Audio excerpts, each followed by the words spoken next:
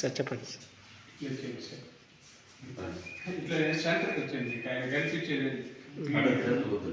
కొంచెం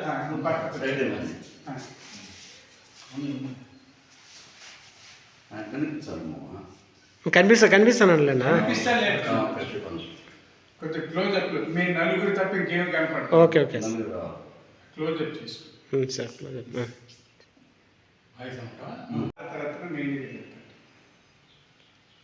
అందరికీ నమస్కారం. ఈనాడు తెలుగుదేశం పార్టీ వ్యవస్థాపక అధ్యక్షులు కీర్తిశేషులు నందమూరి తారక రామారావు గారి 101వ జయంతి సందర్భంగా ఈ రాష్ట్రం కోసం తెలుగుదేశం పార్టీని స్థాపించి ఆనాడున్న పరిస్థితులకు బడుగు బలహీన వర్గాలకి రైతాంగానికి నష్టం జరుగుతున్న ఆలోచనతో తెలుగువాడి ఆత్మగౌరవం ఢిల్లీలో తాకట్టు పెట్టిన పెద్దలకు వ్యతిరేకంగా పోరాటం చేసి తెలుగుదేశం పార్టీని అధికారంలో తీసుకొచ్చి మొట్టమొదటి సంక్షేమ పథకాలకు ఆరాధ్యుడై భారతదేశంలో ₹2 కిలో బియ్యం తీసుకొచ్చిన ఘనత కీర్తిశేషులు నందమూరి తారక రామారావు గారు.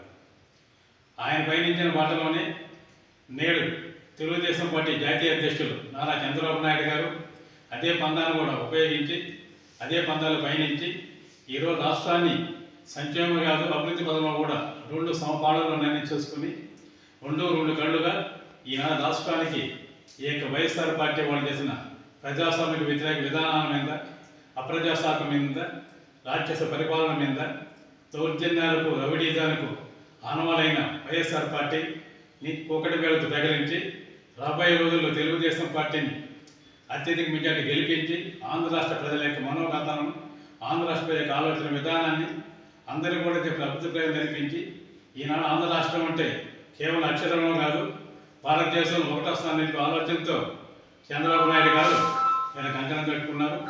ఆయన చూసిన బాటలోనే తెలుగుదేశం పార్టీ నాయకులు, కార్యకర్తలు అందరూ పయనిస్తున్నారు.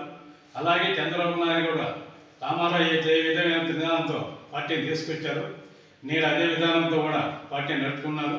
రాబోయే రోజుల్లో ఈ యొక్క రాష్ట్రాన్ని అన్ని రకాల అభివృద్ధి చేస్తూ అత్యధిక మెజార్టీ స్థానాలు గెలిపి చంద్రబాబు నాయుడు ముఖ్యమంత్రి ఈ రాష్ట్రాన్ని అభివృద్ధిలో కానీ, సమాజంలో కానీ, సమాజంలో కానీ, అన్ని రకాల సమానత్వాలు కానీ, అన్ని పేదరిక నిర్మూలన కానీ, రైతాంగానికి మంచి వెసులుబాటు ఇవ్వడానికి కానీ, విద్యార్థులకు మంచి వెసులుబాటు ఇవ్వడం కానీ, అన్ని రకాలు కూడా ఈ యొక్క రాష్ట్రాన్ని అభివృద్ధి చేసే జన్మలో మైనం చేసుకోవడానికి సందర్భంగా తెలియజేస్తున్నాము.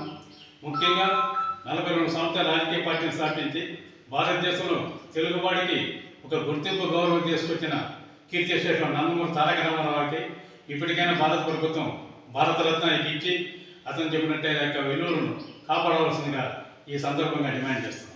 జోహార్ ఇండియా, జోహార్ ఇండియా, జోహార్ ఇండియా, జోహార్ ఇండియా, జోహార్ ఇండియా, జోహార్